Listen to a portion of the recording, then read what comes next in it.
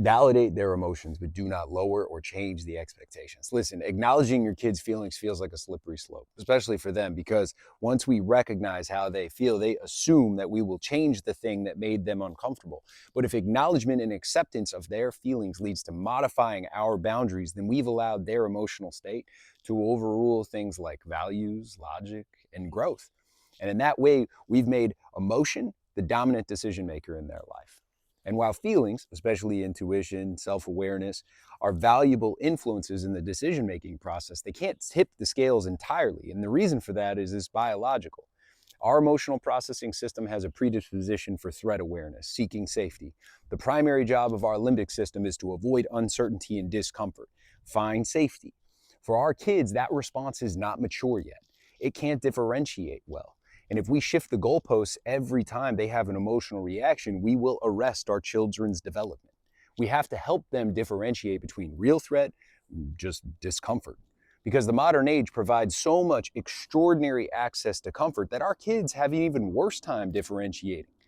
Safety and comfort are the norm. AC is on, walking is unnecessary, food is processed, prepared, and delivered, and uncertainty is resolved with a simple glance at the phone. Things outside that norm feel threatening. We can't capitulate to that, and we can't go back to simpler times because uncertainty is actually the road to growth.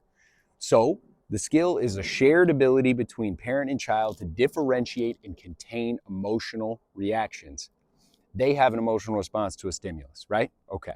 We validate it, allow it, explore it, but we don't have to take action. A feeling can be just that, a feeling. And in order for that to be true, you have to regulate your response to their emotion.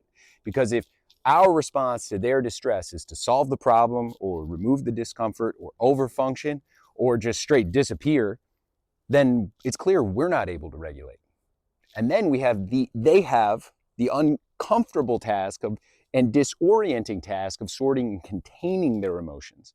We help them evaluate, differentiate, weigh that feeling against other things like values and goals and boundaries.